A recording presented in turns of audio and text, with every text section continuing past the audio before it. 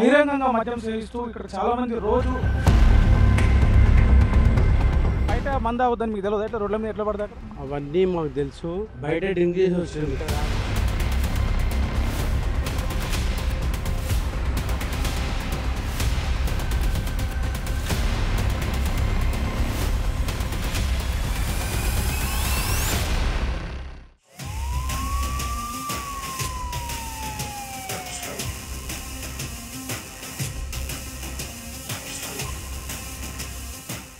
ఉప్పల్ బాగాయత్ల మహిళలు చిన్నపిల్లలు వాళ్ళు వాకింగ్ చేసి తిరిగే ఏరియాలో బహిరంగంగా మద్యం సేవిస్తూ ఇక్కడ చాలామంది రోజు కొంత న్యూసెన్స్ చేస్తూ ఉన్నారు. వాళ్ళని తొలి వెలుగు కొంచెం సంచలనంగా వాళ్ళని పోలీసులకు అప్పగించే ప్రయత్నం చేసింది.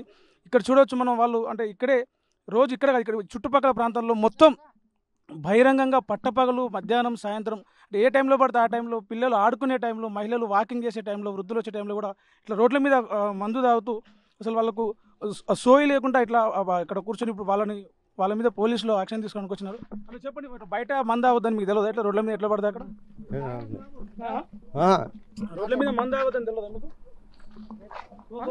ఏం పేరు మీ పేరు? ఏం పేరు అన్న మీ పేరు? ఒక్క నిమిషం. ఏం పేరు మీ పేరు? అంటే ఇట్లా బయట రోడ్ల మీద ఎక్కడ పడితే అక్కడ మంద అవద్దు, పిల్లలు మహిళలు తిరుగుతూ ఉంటారు. అట్లా మీకు తెలియదు ఆ విషయం? బహిరంగ మంద అవద్దు అని చెప్పేసి అవన్నీ మాకు తెలుసు. ప్లస్ ఇంకోటి ఏంటంటే ఆల్రెడీ మేము బయట డ్రింక్ చేసి వచ్చినాం. ఇక్కడ రాలే. అక్కడ గ్లాసులు అవన్నీ కనిపిస్తున్నాయి, మీరు బాటిల్స్ అవన్నీ కనిపిస్తున్నాయి.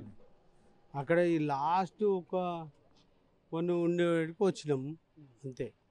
మేము ఇక్కడనే తాగి మేము పొద్దున్న ఇక్కడనే సేవించలే. మేము ఇలాంటి వాళ్ళపైన ఎలాంటి చర్యలు తీసుకోబోతాం? బహిరంగంగా మద్యం సేవించే వాళ్ళ మీద కఠినంగా వ్యవహరిస్తున్నాం.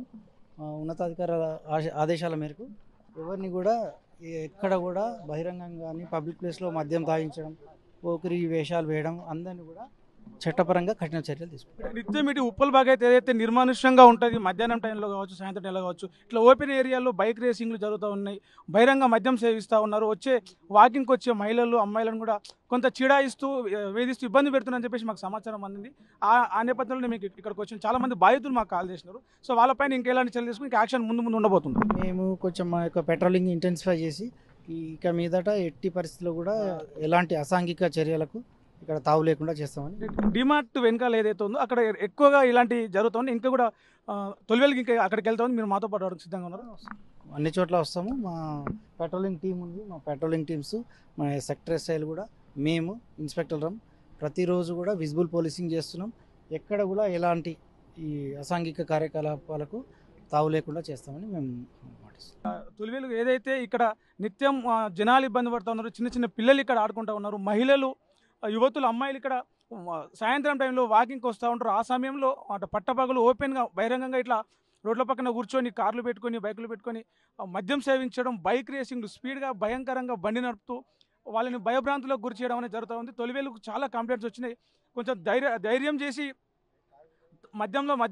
ఆల్రెడీ మద్యం మత్తులో ఉన్న వాళ్ళు దాడి చేసే అవకాశం ఉన్నప్పటికీ, దాడి చేసే ప్రమాదం ఉన్నప్పటికీ జనాలకు ఉపయోగపడాలి, జనాల కోసం చేయాలని చెప్పేసి తొలివేలు కొంత సంచలనంగా ఈరోజు చేసింది. వెంటనే పోలీసులు కూడా స్పందించి వాళ్ళని తీసుకెళ్ళడానికి వచ్చినారు.